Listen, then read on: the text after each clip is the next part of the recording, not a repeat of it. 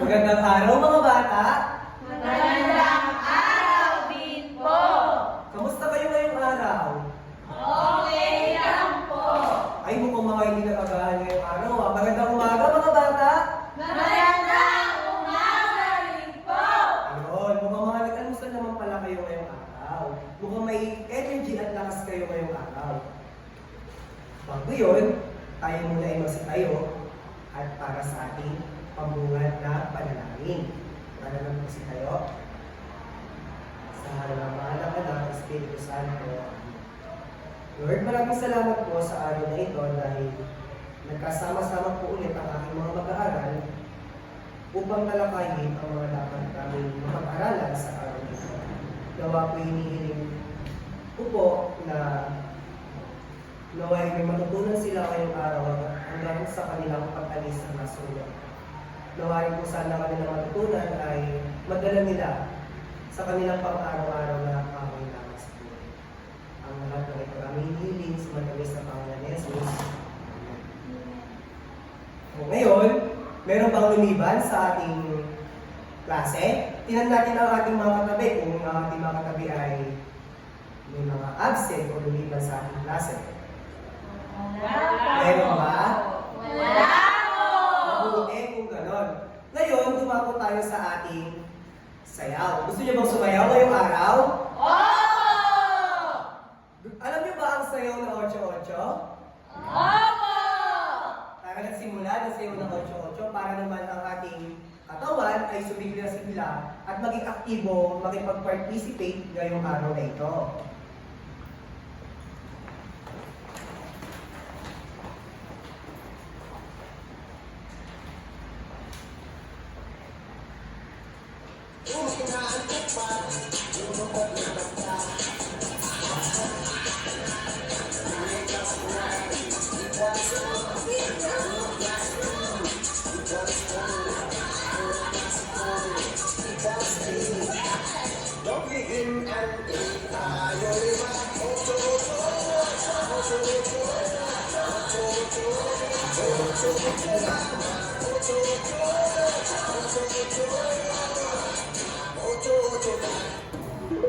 Ayan, maraming salamat. Pwede na kayong upo.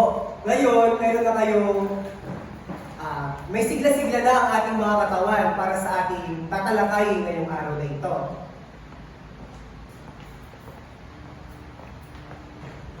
Ngayon naman ay may inihanda ako mga flashcards na naglalaman ng mga numbers. Ang gagawin nyo lang ay sabay-sabay itong sagutan gamit ang pagdaragdag na operasyon. Handa na ba ang lahat? Opo! Kung gayon ay sabihin lamang sa katabi na makinig tayo kay ma'am. Makinig tayo kay ma'am! Magsimula na tayo. 20! Tama. 18! Tama.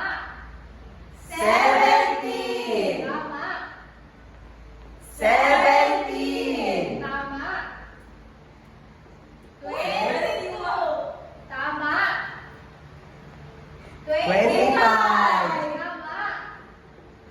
20! Tama. At ang pinakahuli ay 20! mahuhusay mga bata. Ngayon, sabay-sabay natin sabihin ang magaling ako mag-add. Magaling ako mag-add. Sino sa inyo nakakaalala ng ating pinag-aralan noong nakaraang pagkikita? Sige, Angelo. Ma'am, pag-solve po ng routine at non-routine po, ma'am. Magaling! Kung inyo pa itong naaalala, ano na nga ulit ang ating pinag-aralan, Tricia? Ma'am, pag-solve po ng routine and non-routine problem. Tama! Alam niyo pa ba kung paano ito gawin? Opo! Sige nga, atin itong subukan.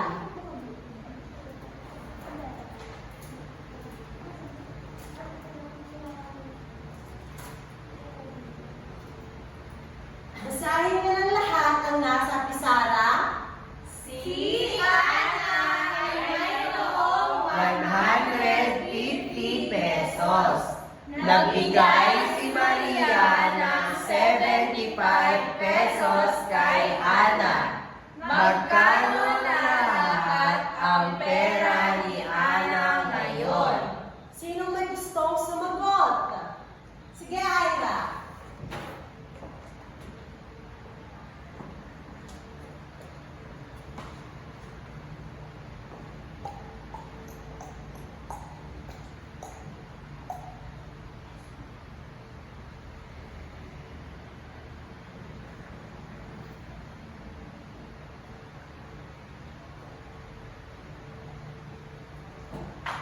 Tama ba ang sagot ng inyong kamag-aral? Mahusay. Muli, basahin niyo ng lahat ang nasa pisara.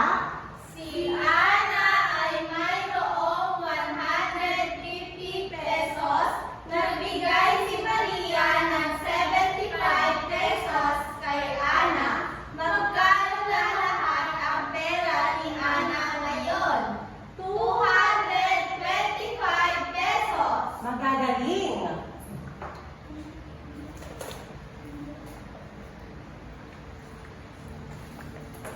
Basahin niyo ng lahat ang nasa pisara.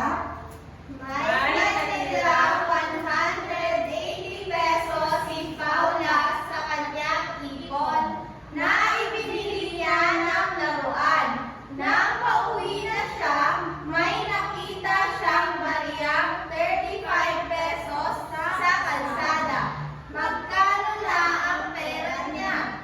Sino may gustong sumagot sa ikalawang suliranin? Sige, Regine.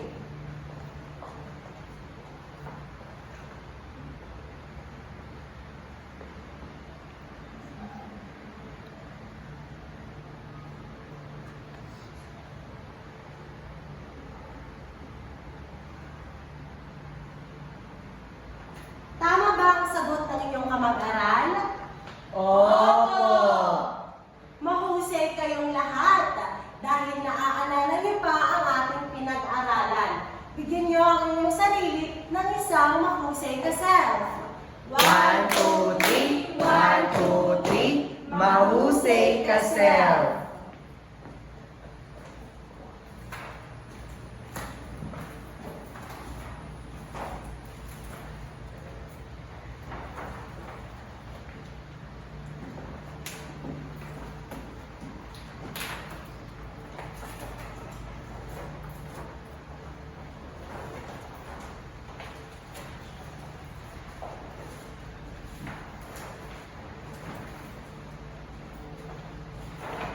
Ngayon naman, mayroon akong katanungan sa inyo, mga bata. Ano yung binibigay ng mga magulang nyo bago kayo magpunta sa paaralan? Baon po. Pera! Tama!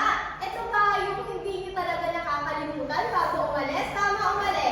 Tama! Magaling! Ngayon, mayroon akong 4 na larawan dito sa Pisara. Ang inyo lamang gagawin ay ilalarawan kung ano ang inyong nakikita. Sa unang larawan, meron ako dito isang batang babae. Ano ang gusto yung ipangalan sa kanya? Sheila! Okay, siya si Sheena.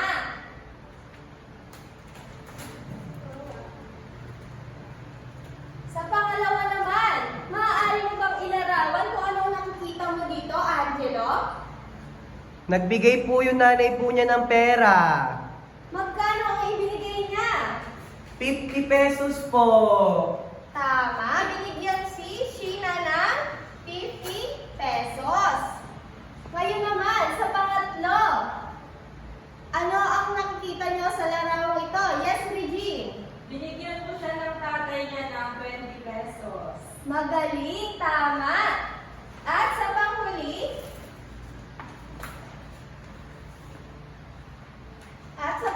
naman, maaari mo bang ilarawan kung ano ang nakikita mo sa panghuli? Yes, Krisha. Ma'am, magkano po ang lahat ng pera ni Sheena? Ano ang palatandaan na ito ay isang tanong? Yung question mark po. Very good. Kayo naman, basahin nyo nga kung ano yung mga impormasyon na nakuha natin sa mga larawang ito. Si Sheena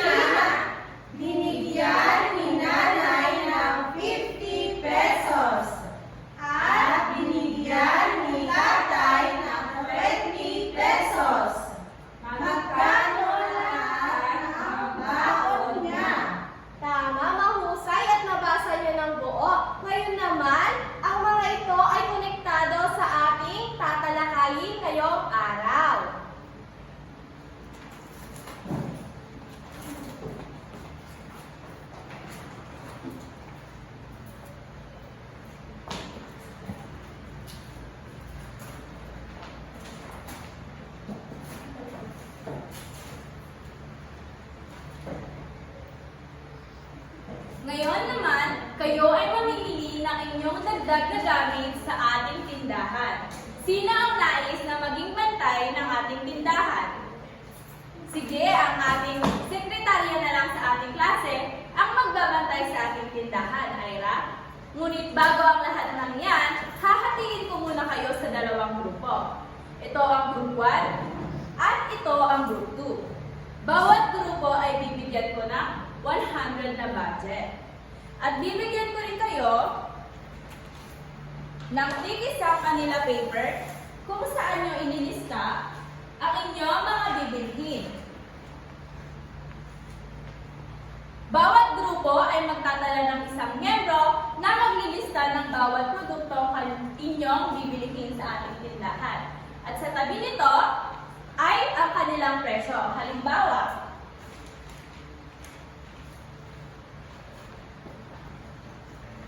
ang grupo nyo ay bumili ng isang papel.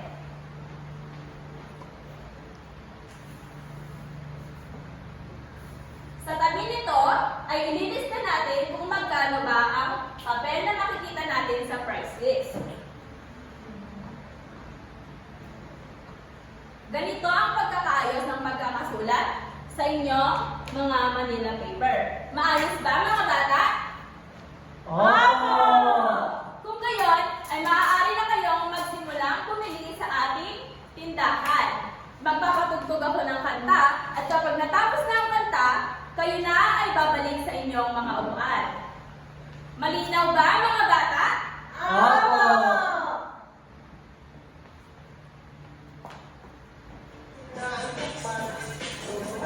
Mamili na kayo mga bata!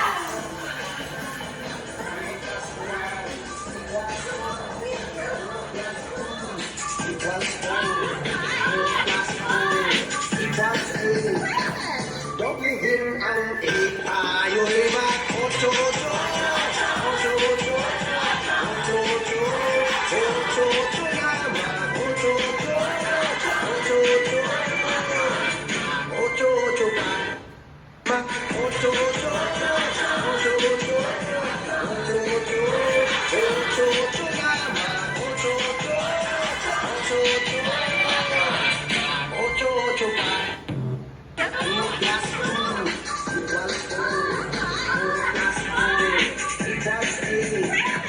Doblihin ang tayo lima, ocho, ocho, ocho, ocho, ocho, ocho, ocho, naman, ocho, ocho, ocho, ocho, pa. Tapos na ba ang lahat? Opo! Kung gayon ay maaari nyo nang ipaskil sa ating pisara ang inyong mga Manila paper.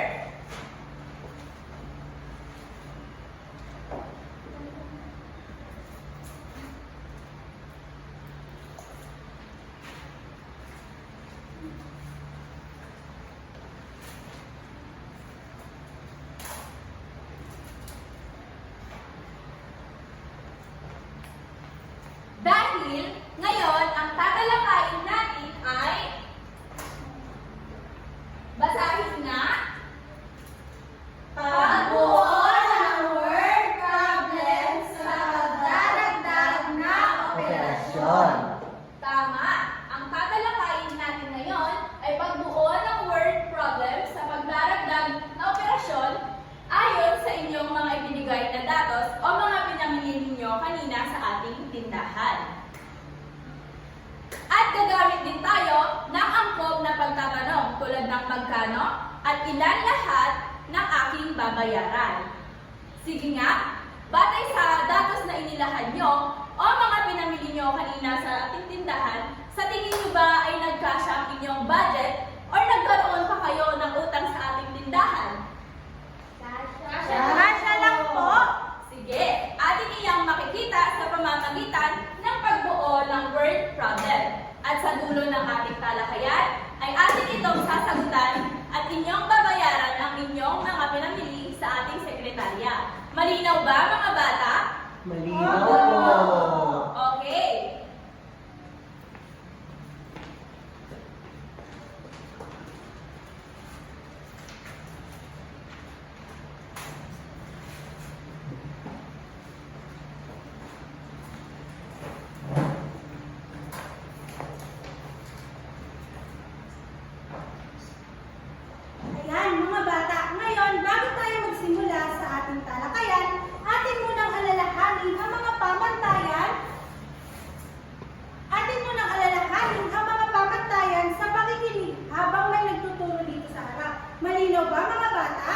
Opo.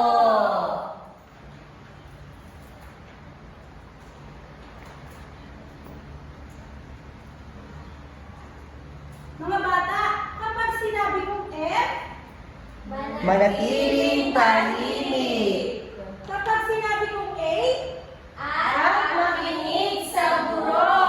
at kapag sinabi ko namang T, Tandaan ang mahalagang sasabihin ng guro. yan. Kapag sinabi ko namang H, Huwag sabay-sabay sumagot. Itaas ang kamay kung nais sumagot. ayan, ipaalala natin ito sa ating mga sarili at sa ating mga katabi. Maaasahan ko ba na kayo lahat ay makikinig sa ating talakayan ngayong umaga? Opo. Ayan, mahusay. Ngayon, ang ating tatalakayin ay patungkol sa pagbuo ng word problem sa pagdaragdag na operasyon. Ano na nga ulit ang ating tatalakayin ngayong araw, mga bata?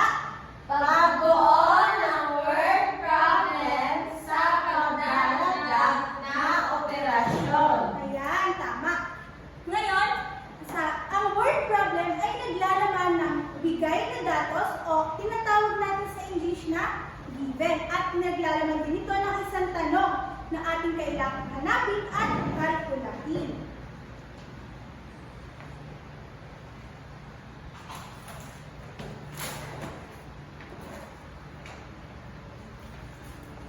Una, kailangan natin ng inilahad na datos. At kailangan rin natin na tanong sa suliranin.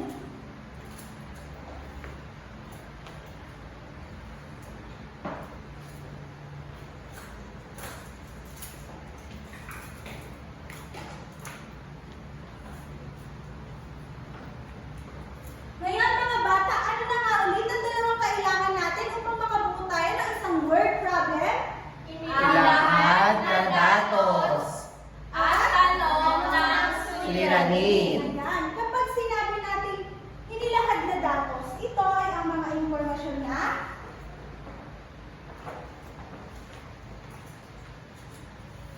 ito ay ang mga maaari ba na basahin ng lahat? Mga impormasyon o datos na ibigay sa isang word problem. Ayan, ang datos o inilahad na datos sa isang word problem ay ang mga impormasyon o maaari itong mga numero na makikita natin sa word problem. Sa inyong palagay, itong mga ipinamili ninyo kanina sa ating tindahan ay maaari ba natin gamitin bilang isang bigay na datos? Opo! Ayan, tama. Ngayon, meron na tayong ibinigay na datos. Ano pa ang isang kailangan natin upang makabuo tayo ng isang word problem? Ano pa ang isa natin kailangan? Mayroon na tayong nilahad na datos. Ano pa ang isa natin kailangan? Maaari mo bang subukan, Sunshine? Tanong ng suliranin po, ma'am. Ayan, tama. Kailangan natin na tanong sa isang suliranin. Ngayon, maaari ba nasabayan niyo ang lahat sa pagbasa? Ito ay tumutukoy sa iyak na tanong na kailangang sagutin o kung ano ang dapat kalkulahin o hanapin sa isang word problem. Ayan, ngayon, balikan natin ang inyong ipinamili kanina, ang ipinamili ng unang grupo. Ito ang kanilang inilahad na datos. Sa inyong palagay, ano naman ang maaari nito maging tanong? Kung mayroon na silang inilahad na datos at kailangan pa ng tanong sa suliranin, ano ang maaari maging tanong upang makabuo ng word problem?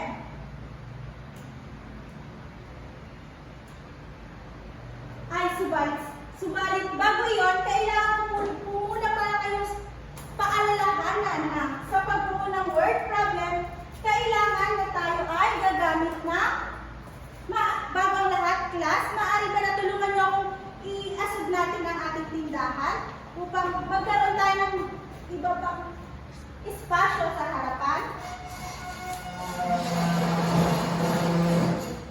Ayan, salamat.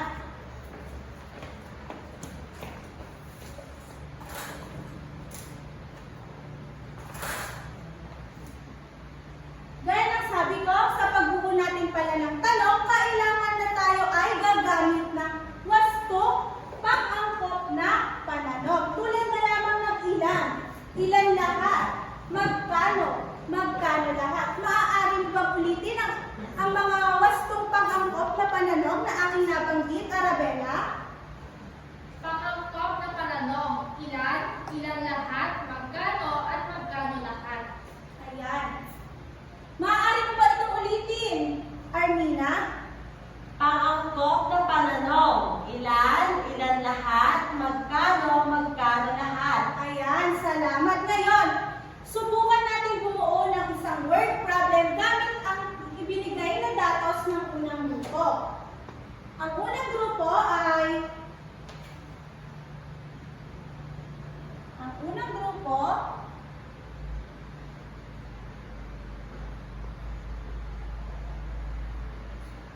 ay bumili ng ano na nga muli ang kanilang mga binili?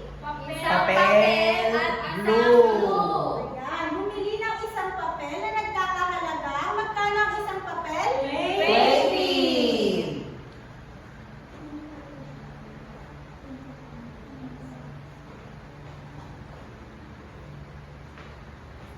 Ano pa ang isa nilang binili? Isang glue. Magkano ang glue? 20 pesos.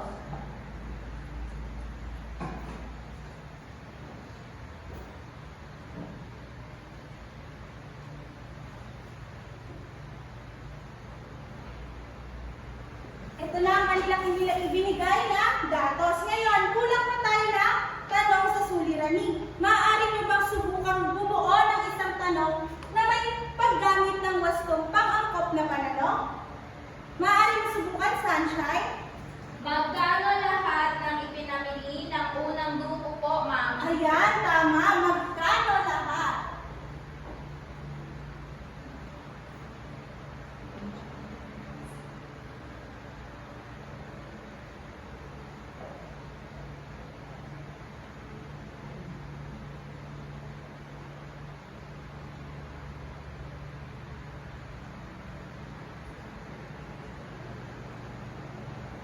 Sa inyong palagay, mga bata, ang aming sinulat ba dito ang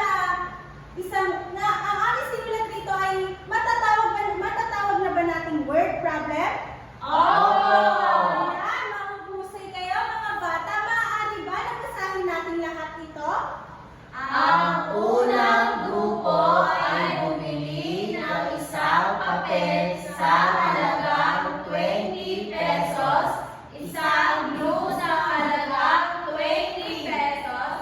Magkano ang lahat ng ipinamili ng unang grupo? Ayan, mahuhusay. Ngayon, tulad lamang ng ating nakaraang talakayan, ang pagdadagdag na operasyon o pagdagdag ng mga numero, naaalala niyo pa ba yun, mga bata? Ayan. Ngayon, tulad lang ito, kailangan lang natin unawain na mabuti ang word problem. Sino sa inyo ang naisubukan na sagutin ang word problem na ating nabuo kanina lamang? Maaaring subukan, Sunshine?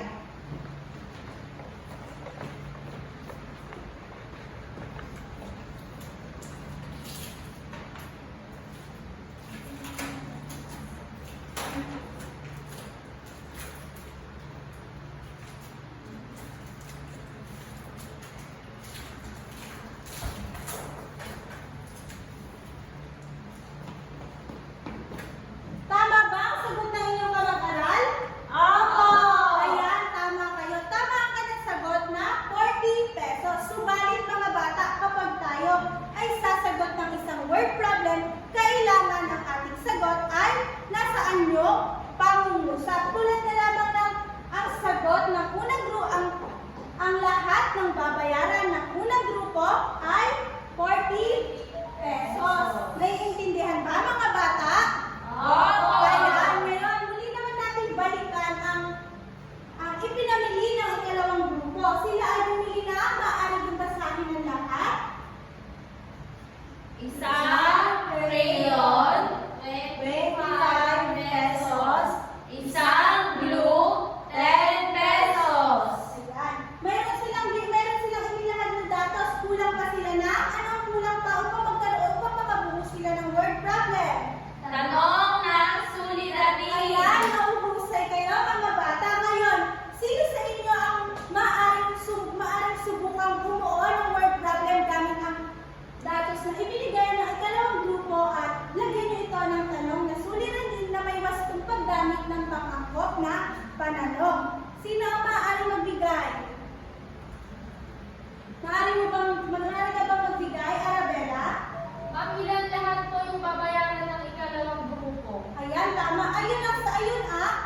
tanong ng suliranin. Subalit, idagdag natin ang inilahad na datos. Halimbawa, ang ikalawang grupo ay bumili ng isang Crayola na nagkakahalagang 25 pesos at isang glue na nagkakahalaga ng 10 pesos. Ilan lahat ng babayaran ng ikalawang grupo? Maaari ba na magbigay kayo ng tulad ng aking ginawa? Maaari mo bang subukan, Ira?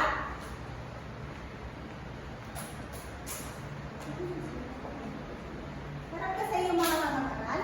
Ang ikalawang grupo ay bumili ng isang Crayola na nagkakahalaga ng 25 pesos at isang glue na 10 pesos. Ilan lahat ng babayaran ng ikalawang grupo? Ayan, tama ba ang ibinigay ng inyong kamag-aral? Opo! Ayan, salamat, Ira. Subalit kung sasagutin naman natin ito, ang 25 pesos at 10 pesos, sino naman ang maaari magsagot nito sa harapan?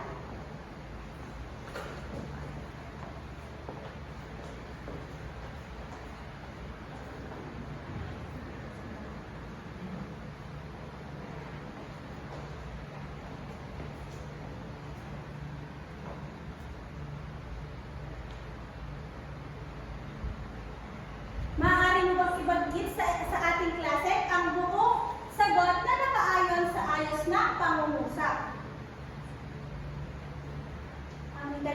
Ang ikalawang grupo po ay magbabayad ng 35 pesos. Ayan, salamat. Ngayon, aking natitiyak na kayong lahat ay naintindihan ng ating tinalakay ngayong araw. Tama ba ako, mga bata? Opo! Oh, bago ang lahat, ano na nga ulit ang dalawang kailangan natin sa pagbuo ng word problem? Inilahad na datos at tanong ng suliranin. Ayan, mahuhusay kayo mga bata. Dahil dyan, natitiyak ko na matgagaling na kayong matbuo ng word problem at mahuhusay na rin kayong mag-solve ng word problem. At dahil dyan, bigyan natin ang ating sarili na math dali clap. Tulad ng 1, 2, 3, 1, 2, 3. Math dali lang talaga ito. Kaya niyo ba yan mga bata? Opo! Subukan natin. 1, 2, 3, 1, 2, 3. Madali lang talaga ito. Ayan.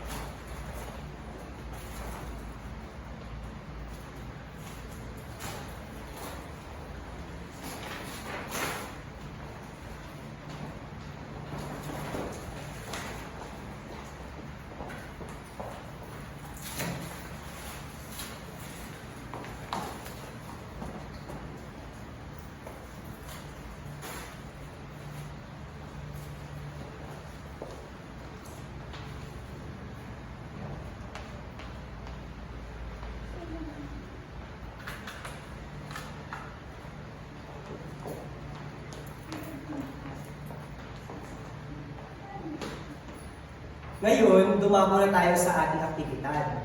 Pero bago yun, nais ko muna sabihin nyo sa inyong mga katabi na, ka muna.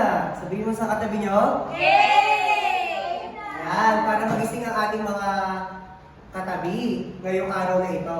Ngayon naman, para malaman ko na kayo ay may natutunan sa ating aralin na tinalakay kanina, ay magkakaroon tayo ng aktibidad at tatawagin natin ito Math Problem Relay.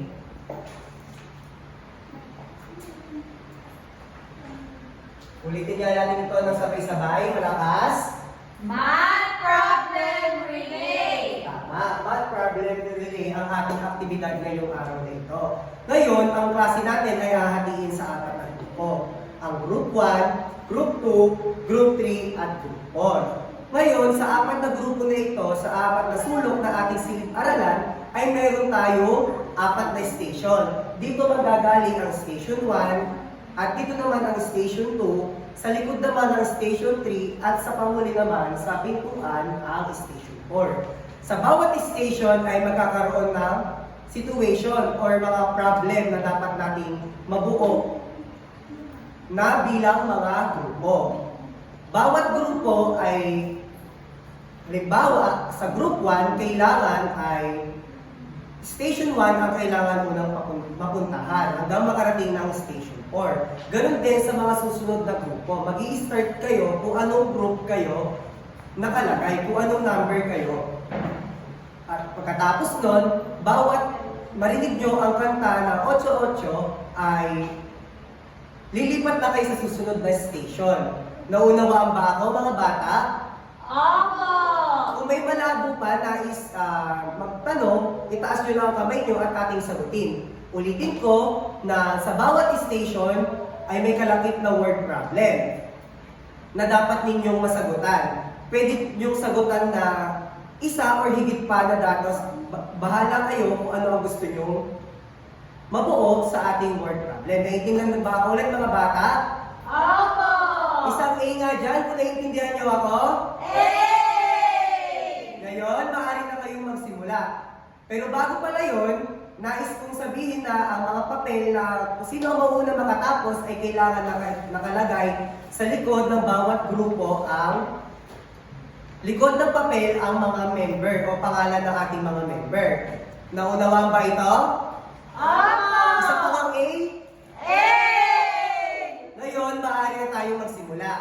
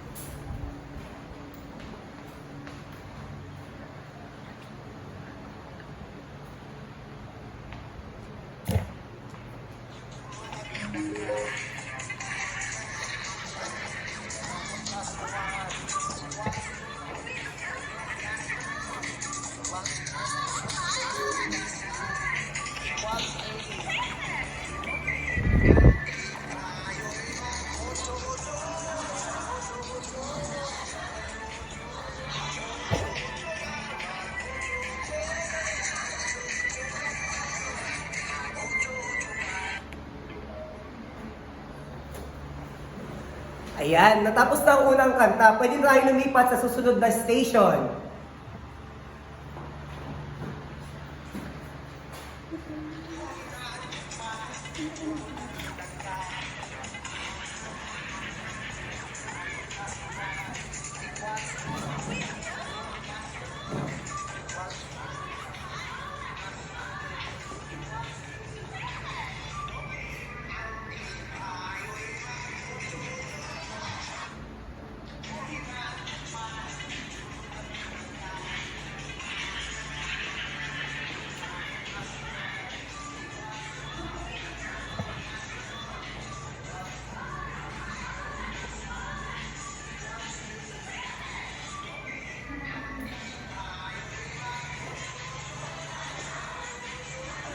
Nakakasunod ba ang lahat?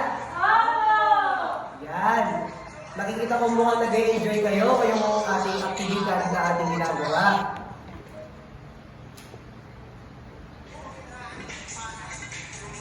Pagkatapos ng kanta na to, maaari na kayong magpasa ng inyong mga sagot. Makikita natin kung sino ang may pinakamagaling na paggawa ng word problem.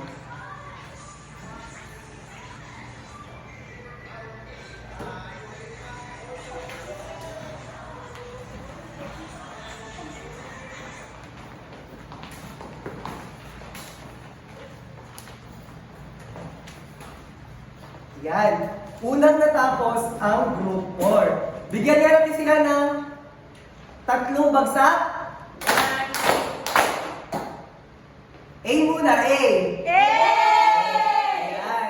Ngayon, natatapos na ang ating gawain, kitang-kita naman na kayo ay may kakayahan ng makabuo ng word problem. problem. Palakpakan nyo nga ang inyong mga sarili. Ngayon, bigyan nyo na 3 bagsak at sabihin sa sarili na mahusay ka, sir. 1, 2, 3, go! 1, 2, 3, 1, 2, 3, mahusay ka, sir.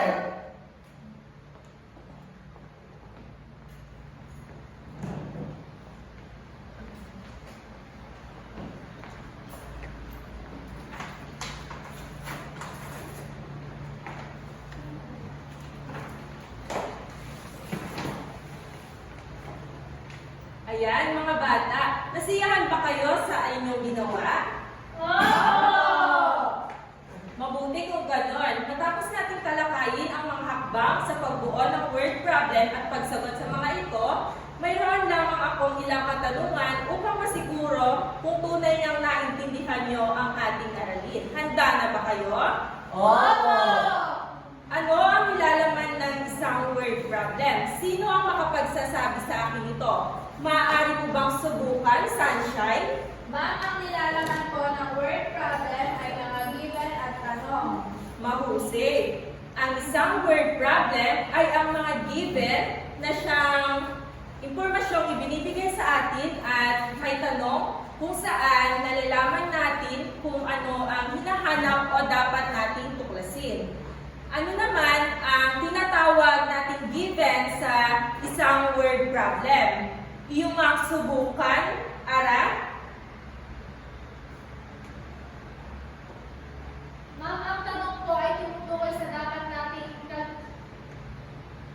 Ma'am, ang given po ay yung mga tiyak na halaga o bilang na binigay sa word problem po. Mathusay. Ang mga given ay ang mga halagang detalye gaya ng binigay o halaga na ginagamit natin para makuha ang tamang sagot. Ngayon, sino naman ang makapagsasabi sa akin kung ano ang tinutukoy na tanong sa isang word problem? Maaari mo bang sagutin, Sunshine? Ma'am, ang tanong po ay tumutukoy sa dapat nating kalkulahin o hanapin sa isang suliranin. Magaling. Ang tanong sa word problem ay ang nagtuturo sa atin kung ano ang eksaktong kailangan nating tukuyin at solusyonan. Ngayon naman, para sa aking huling katanungan, paano natin dapat isulat ang sagot sa isang word problem? Iyong ang sagutan, Sunshine? Ma'am, dapat po itong nakaayos o nakasulat na parang pangungusap din. Mahusay. Mahusay kayong lahat. Ngayon, kitang-kita ko na naintindihan na ninyo ang ating aralin. Bigyan na natin ang sarili natin ng madali lang ito. Clap. 1, 2, 3, 1, 2, 3, madali!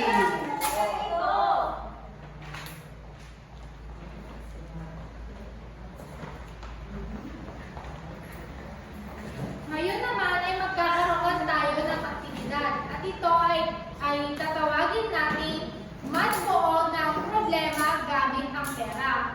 Ang ating klase ay hahatiin ko sa 2 grupo. Ito ang tatawagin nating blue team at ito naman ang red team. At bago yan ay mayroon tayong mga pamimiliang senaryo sa pagbuo ng word problem.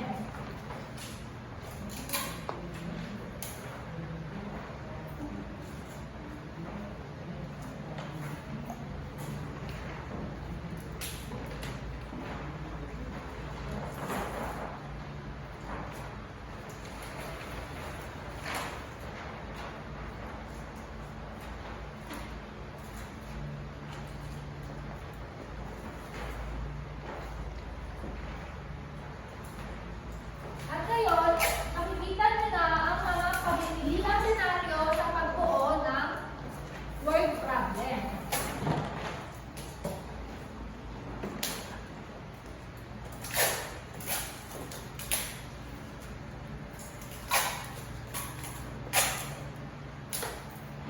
Ngayon, ang bawat grupo ay mayroong tag-isang leader.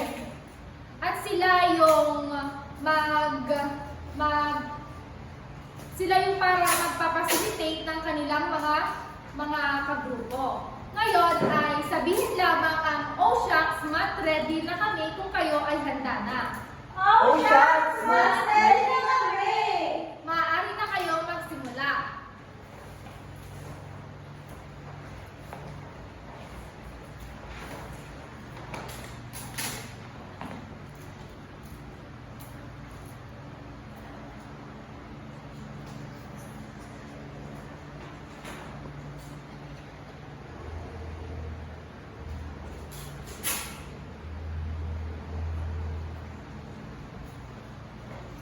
Lagi niyong tatandaan na 4 na word problems ang kinakailangan ninyong mabuo sa bawat grupo. Magtulungan ang bawat isa upang sa loob ng 5 minuto ay matapos at makabuo na kayo ng mga word problems.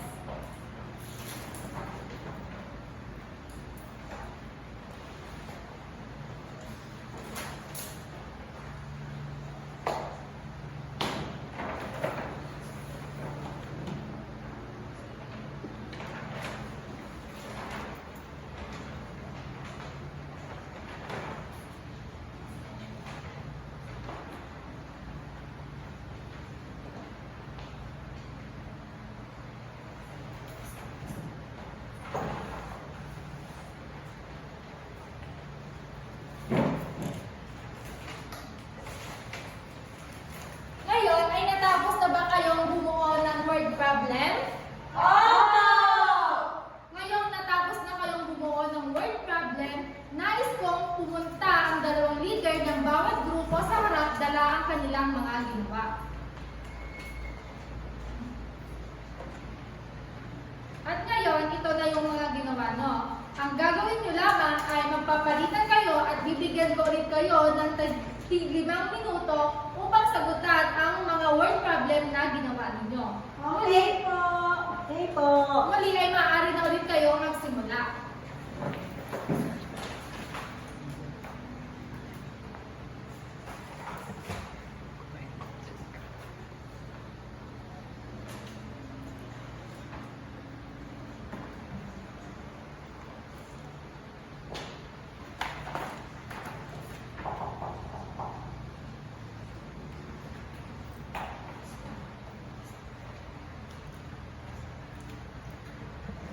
Tapos na ba ang lahat? Opo! Magaling! Mukhang naintindihan niyo ang ating aralin ngayong araw. Bigyan natin ang ating mga sarili ng "Oh shucks" lang. Ako muna at gagayahin ninyo ako pagkatapos. 1, 2, 3, 1, 2, 3. Oh shucks! Magaling na ako magbuo ng word problem. 1, 2, 3, 1, 2, 3. Oh, shucks! Magaling na ako magbuo ng word problem!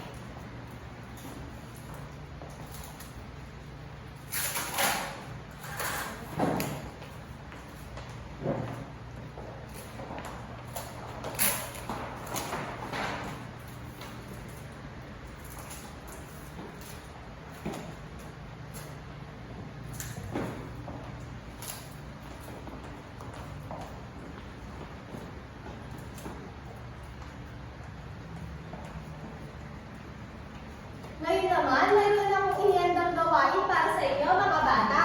Maaari niyo bang basahin ang panuto? Basahin at unawain ang mga sumusunod na word problem. Buuin ang mga ito sa pamamagitan ng paghahanap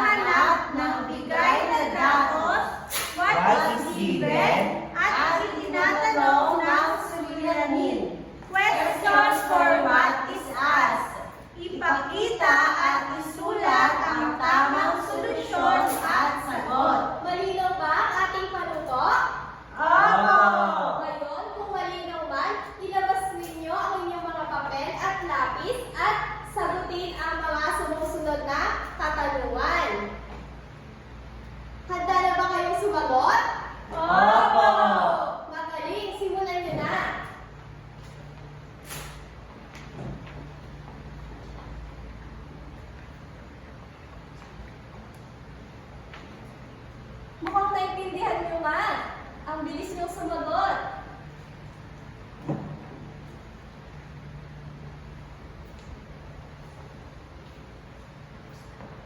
Tapos na ba mga bata? Opo! Hindi pa po! Magaling! Sa mga tapos na, maaaring magpasa na kayo. Sa mga hindi naman, okay lang. Ipagpatuloy nyo. Ma'am, tapos na po. Ito na po. Magaling! Mahusay ang mga batang ito. Ngayon naman, magtungo na tayo sa inyong takdang alawalin.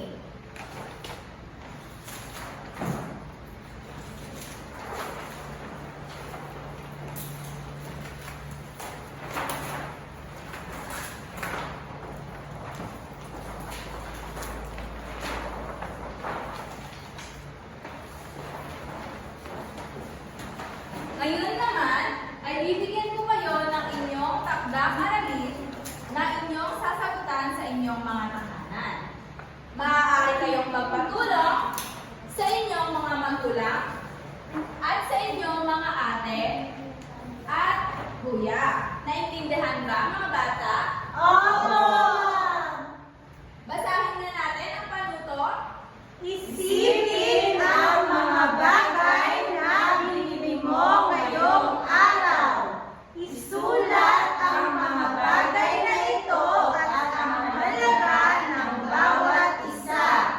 Gumawa ng isang word problem Na sumasagot sa tanong na Magkano o ilan lahat? sulat sa kwaderno at sagutan ang ginawang word problem. Salamat! Inyo na itong isulat sa inyong mga kwaderno.